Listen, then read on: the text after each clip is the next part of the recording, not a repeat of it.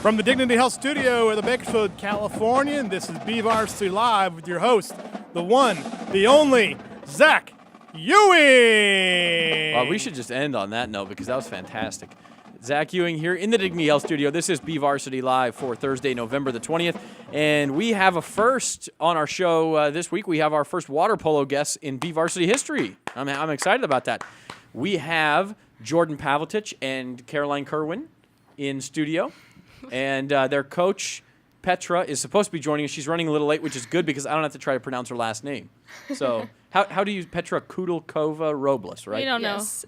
You don't know? Oh. There's a bunch of different ways to say it. Petra's much easier. I just say Petra.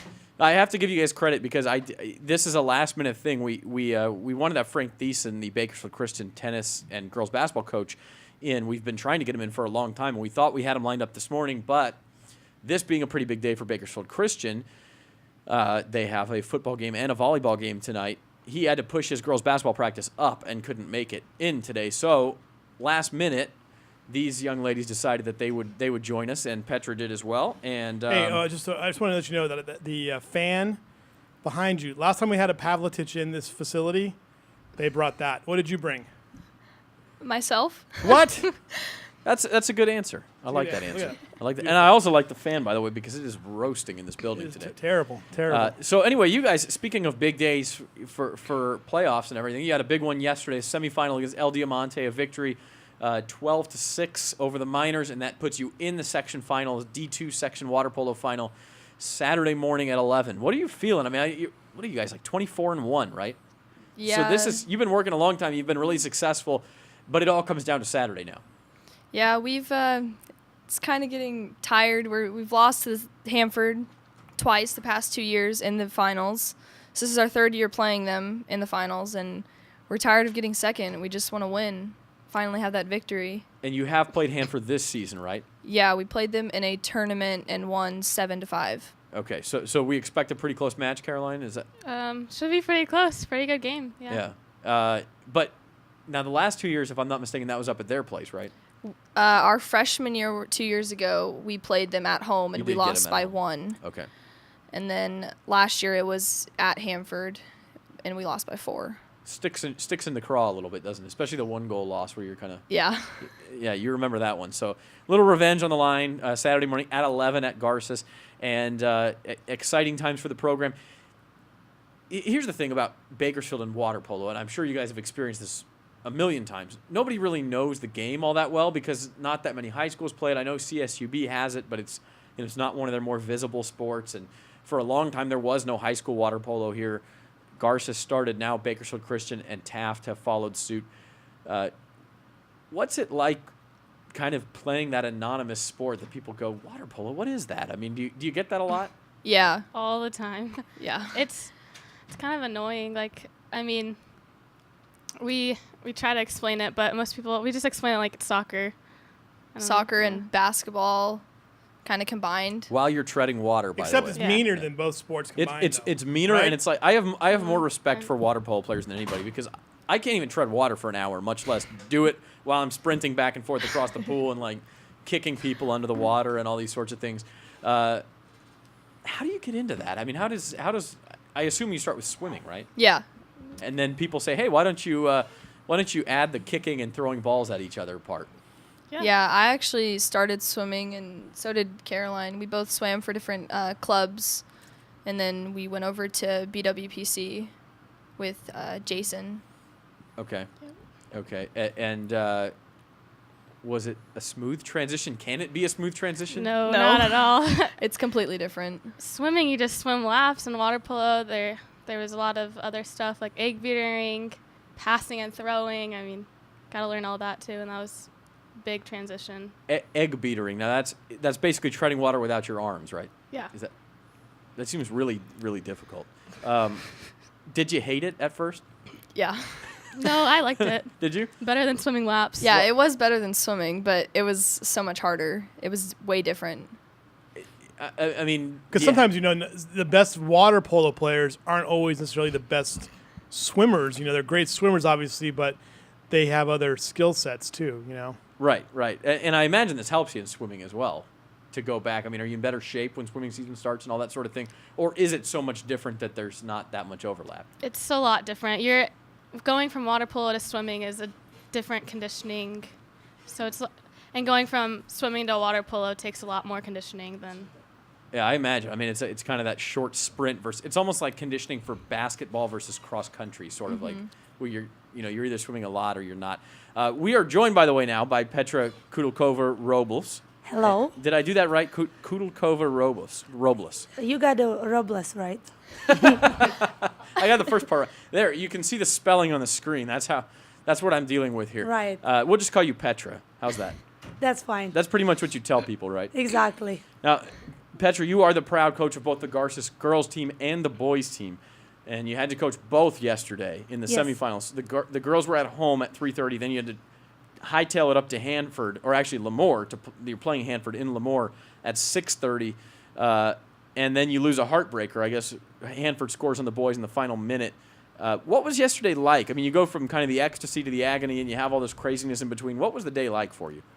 It was a little bit crazy. You know, we got to go be at the pool at 2:30, and we finished. I said good job, and I went on the road. I got there a little bit later than I wanted to, but the boys were getting ready, and you know, it was an exciting day. Even though we lost with the boys, it was very exciting. It was the best game of their season, and the girls hopefully on Saturday will be the best one.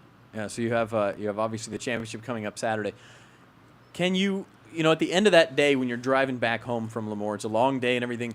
What do you remember the most? I know some people say it's hard not to remember the losses the most, but I mean, was it just the experience? What do you take away from yesterday? Just particularly about the boys' game, or just in general about the whole day. I mean, what stuck out? You know, just the team effort from both teams, boys and the girls. You know, it was incredible. They all were trying really hard. The boys were in a very hard battle against them. You know, the girls did what we're supposed to. We're supposed to win and go to the finals. And so when I drive back, you know, it's there is definitely no disappointment in the boys lost. You know, there's more than anything, it's excitement to see them playing hard play like they did yesterday. And there is excitement about Saturday game and hopefully beating Hanford for first time, although third time in a row we're playing them in the finals. So. Right. So the girls are 20. The boys were underdogs last night. Almost came back. They were behind and then came back and tied it and lost at the end. But you guys are 24-1, and you know you have this game Saturday. You're the favorites. Is there a target on your back? I mean, do you feel that sort of pressure? A lot, because we played Hanford 2 times in Valley and lost, so they're out for us, I think. And Jordan, what about just the idea of, you know, this year you're the number 1 seed, you're the favorite? I mean, if we're the number 1 seed, obviously it means that we are the ones that are supposed to win, and Right. So I think we can win it. I mean, yes, we've thought that the past 2 years, but this team is so much better than what we've had. Like, yes, we've had a good team the past 2 years, but everyone is so much more developed. We work all year. Like, starting in January, we go out to club and we are still playing, and we play all summer until high school starts. You said you hated it at first. Do you start to love water polo after a while just because you know it's harder than a lot of what anybody else is doing? Yeah, and yes, you hate it at first, but once it gets easier, I think is once you start to realize, like, oh, this is actually not a bad sport. It's kind of fun. What was your first experience with the sport? I mean, did you watch on TV during the Olympics or something? Or I mean, or were you totally a rookie when you went out there for the first time? For me, my friend asked me, it was like a Saturday, like bring a friend type of thing. Uh-huh. And I went out and I was like, oh, this is kind of cool. And so I tried it that next summer and I loved it. So I kept playing it. What about you, Caroline? I was doing swim at CSUB, and they just started the club, and my brother went out, and he ended up loving it, so I just tried it, and I ended up loving it right from the start. Is it a good thing, and Petra, that you may be able to answer this too, is it a good thing that there are more schools now, that Bakersfield Christian, that Taft have started water polo? I mean, do you start to see it infiltrating Kern County a little bit more? Yeah, it is. It is a good thing, you know. I mean, we don't have a big water polo we didn't have it in Bakersfield, even though we have a major university that always had a water polo, or at least for past like 15 years.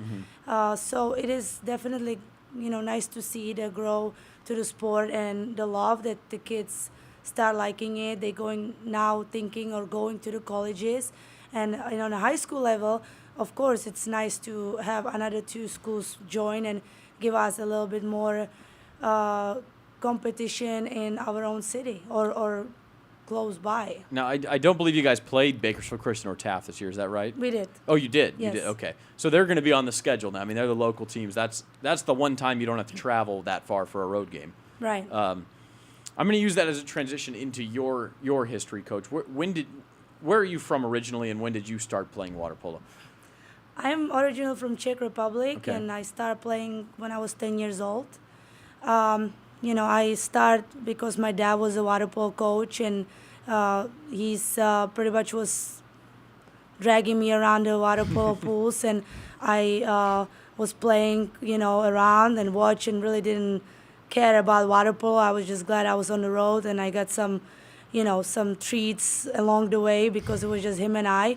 But we start 1993. The women water polo started first in Czech Republic, Okay. and so up till that point, I was traveling with his men's team, and I said I'd try it, and I was playing soccer at that time and team handball, and my dad said, hey, no pressure, but you try it, and I tried, and I stayed 16 years with it, and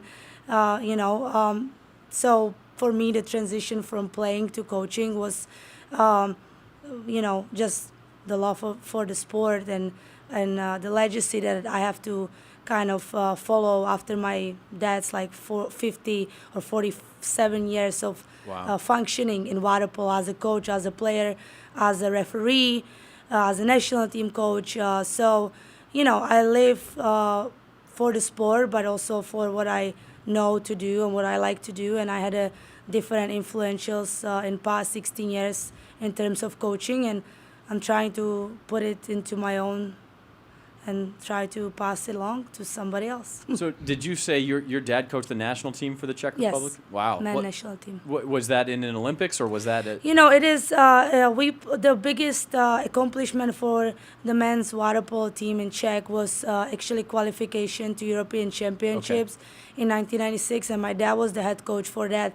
But it's when you're talking about Olympics in water polo, the women teams are only allowed to take I believe only 8 teams. That's right, And yeah. men are only allowed to take 12, which when you look at it, every continent has to be somehow represented, plus the hosting country. So Czech Republic, even though in about 2001, when I was 18 years old and played for actual national team, we had a big chance, but we didn't have the big support from our federation. So it was kind of you almost have to be one of the top teams in Europe? yes, exactly. Give us a sense of where water polo ranks in kind of the European sports pantheon. I mean, obviously soccer is big everywhere in the world. Handball's big in Eastern Europe. Basketball's pretty big. Is water polo right up there with all of those? Yes and no. You go to Spain, you go to Italy, you go to Hungary, you will definitely find the big and professional water polo teams there.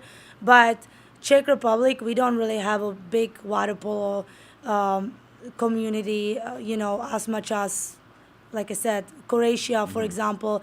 Every single little city in Croatia has a water polo, field set up, and kids just go shoot a ball during, lunch breaks or whatever, as the kids go shoot the hoops here. And so it is big, but for where I'm from, it's not necessarily the biggest sport. Right. Not But like we soccer had or handball. for yeah. being like ice hockey, but for us being such a small sport, we actually had some big accomplishments with national teams in the past. And like I said, we would have been on the map if we had a bigger support from our federation. Right. So Right. Well, that's very cool. We need to go to break in a minute, but I will ask you one more. Did you ever think that in water polo, when you were 10 years old, it would take you to a studio at a newspaper in Bakersfield, California? I mean, this has got to be way far down the line for you. never. You never, I always dreamed for going to United States, and play here. But I don't think it was when I was 10 years old. At that point I had different ambitions and kind of. No, never. I mean, I never was thinking I'm gonna be here. This right is that's very cool. This is Coach Petra. I'm going to try again. Kudlkova Robles. Yeah, you got If it. I say it slow, I'm okay. Along with Jordan Pavlitic and Caroline Kerwin. See, I'll mess you guys' names up because I'm focusing so much on that. We'll be right back on BVarsity Live with more from the Garces girls water polo team after this.